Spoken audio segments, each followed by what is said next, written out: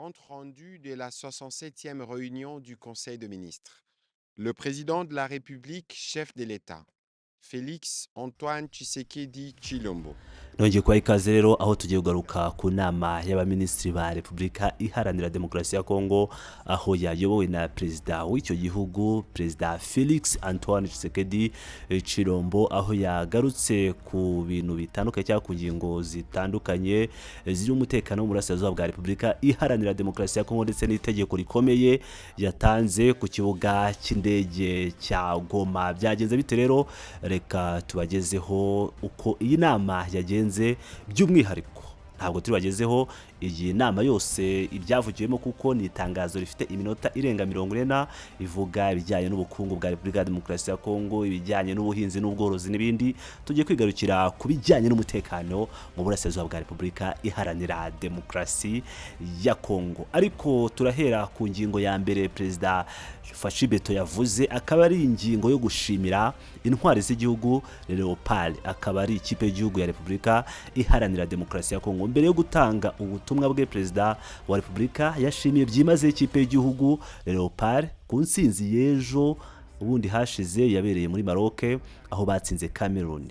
Yavuze ko iyi nsinzi itanga icyizere ku mikino iri imbere mu rugendo rwo gushaka itike y'igikombe cy'isi. Yasabye abaturage bose gukomeza gushyigikira ikipe y'igihugu kuko ariyo itwaye ibirango by'igihugu mu rugamba rwo kugera ku mikino y'isi.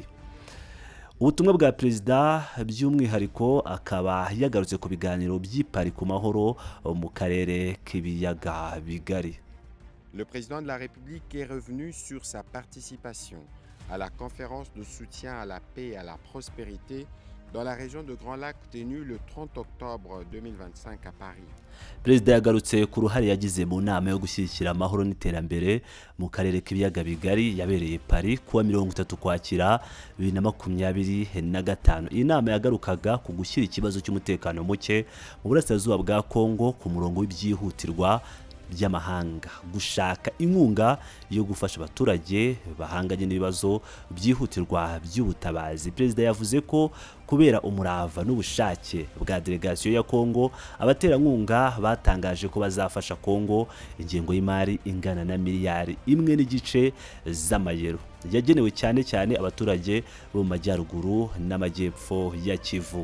Ibihugu byatanze inkunga mu baterankunga b'ingenzi hari Leta Zunze Ubumwe za Amerika zatanze miliyoni 129 z'amadolari. Ubumwe bw'Uburayi EU yatanze miliyoni 129 z'amayero, n'abandi bafatanyabikorwa barimo Ubufaransa, Ubudage, Ubwongereza, Ububiligi, Canada ndetse n'Ubuyapani. Perezida yashimiye ibihugu ku ruhare byemeye gukomeza kugira mu gushyigikira amahoro, iterambere n'ubutabazi mu burasirazuba bwa Repubulika iharanira demokarasi ya Kongo. Ku kijyanye n'inkunga y'ibigo mpuzamahanga n'umwanzuro wo kongera gufungura ikibuga cy'indege cya Goma. Inkunga y'ibigo mpuzamahanga, perezida wa Repubulika yamenyesheje inama ko ibigo by'imari mpuzamahanga n'imiryango mpuzamahanga, by'umwihariko umuryango w'abibumbye UN agencies, nabyo byemeje ko bizatanga ubufasha mu rwego rwo guhangana n'ibihe bikomeye abaturage bo mu burasirazuba bahanganye nabyo. Hari ugufungura igice cy'ikibuga cy'indege cya Goma ku mpamvu z'ubutabazi. Mu myanzuro ikomeye cyane yafatiwe i Paris harimo gufungura ikibuga cy'indege cya Goma, ariko hakirwa gusa indege z'ubutabazi kandi zikora ku manwa. Izi ngamba zigomba gutangira gushyirwa mu bikorwa bitarenze impera z'uyu mwaka. Ibi ingenzi cyane mu gutuma inkunga yihutira kugera kubo yagenewe ndetse no gutanga umusanzu wo gukemura ibibazo by'ubutabazi. Perezida kandi yasabye ko abagize guverinoma bireba ku bufatanye bwa Minisitiri w'Intebe bakwiye guhita bitabira guteza imbere ishyirwa mu bikorwa ry'iyi gahunda nta gutinda.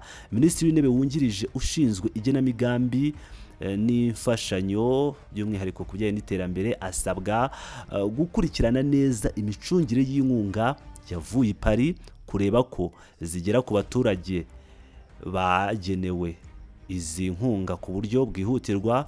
Minisitiri w'ububanyi n'amahanga na Minisitiri w'ubutwererane bw'ibihugu byo mu karere bahawe inshingano zo gukomeza ibiganiro n'ibihugu by'inshuti n'imiryango mpuzamahanga, gusoza amasezerano ajyanye n'uko inkunga izahabwa, gukomeza ubuvugizi bwa diplomasi. Minisitiri w'imibereho myiza y'abaturage yasabwe gutegura ku bufatanye n'abafatanyabikorwa igikorwa cyihutirwa cy'ubutabazi bwita ku baturage bibuwe n'intambara.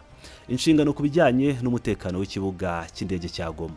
Ku bijyanye no kongera gufungura ikibuga cy'indege cya Goma mu buryo bw'ubutabazi, Perezida yahaye amabwiriza akomeye Vice Premier Minisitiri w'iterambere n'umutekano, Vice Premier Minisitiri w'ubwikorezi n'umunyamabanga wa leta ushinzwe ingabo. Bose bagomba gukorana byihuse kandi mu buryo buhuje mu gushyiraho ingamba z'umutekano, gutegura uburyo bwose bw'itumanaho n'ibikoresho logistique bikwiriye, gushyira mu bikorwa ibyasabwe na CCR birimo kurinda indege z'ubutabazi, kwizihiza umutekano w'abakozi b'imiryango y'ubutabazi, kugenzura inzira z'ingendo n'aho zinyura. Minisitiri w'intebe arasabwa kwakira raporo ihoraho ku mikorere n'aho ibikorwa bigeze. Ku bijyanye noneho n'iby'ubucuruzi, ingingo ya kabiri y'ubutumwa bwatanzwe na Perezida yarebaga kutubahiriza amategeko yo kurinda ibidukikije mu bucukuzi bw'amabuye y'agaciro. Perezida yagaragaje impungenge zikomeye ku kibazo cyatewe na sosiyete Congo Dongfeng Mining.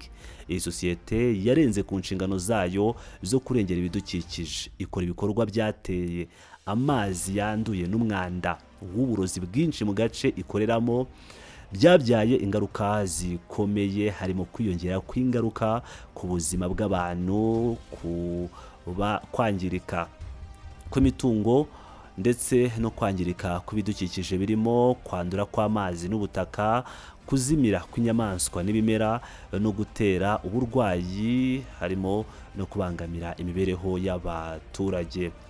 Nk'uko mubyumvira rero, iyi ni imwe mu myanzuro y'inama y'abaminisitiri yabereye i Kinshasa, aho ari inama yayobowe na Perezida wa Repubulika ya Demokarasi ya Kongo Faci Beto Felix Antoine Tshisekedi Chilombo, aho yasomwaga na Patrick Muyaya, umuvugizi wa guverinoma akaba na Minisitiri w'itangazamakuru muri Repubulika Iharanira Demokarasi ya Kongo. Yagarutse kuri byinshi, by'umwihariko harimo ikibazo cy'ikibuga cy'indege cya Goma. Ikibuga cy'indege cya Goma ngira ngo murabyibuka neza i Paris ubwo byatangazwaga na Emmanuel Macron, perezida w'igihugu cy'Ubufaransa, avuga ko ikibuga cy'indege cya Goma kizafungurwa, ariko yaba uruhande rwa AFC M23 yaba uruhande rw'u Rwanda rwari rwitabiriye iyo nama bavuze ko ibijyanye no gufungura ikibuga cy'indege bigomba kuganirwaho mu myanzuro cyangwa mu bigomba biri ku murongo w'ibyigwa bigomba kuganirwaho i Doha mu biganiro biri kuba hagati ya AFC M23 na leta y'i Kinshasa. Tshisekedi atanze itegeko. Ese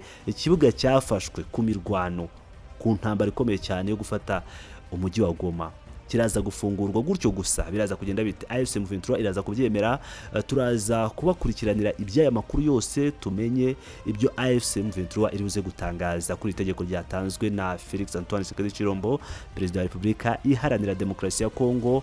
Nk'ibisanzwe rero ngiye ukomeje kugenda mbagezaho aya makuru, ni Pilot News TV, aho nkomeje kugenda mbagezaho amakuru menshi agiye atandukanye, amakuru yibanda kwavugwa mu karere k'ibiyaga bigari, by'umwihariko intambara ikomeje kubera mu burasirazuba bwa Repubulika Iharanira Demokarasi ya Kongo, politike na diplomasi ya Grand Lac cyangwa ibiyaga bigari ndetse n'u Rwanda by'umwihariko. Ndabakunda cyane, muri ab'agaciro.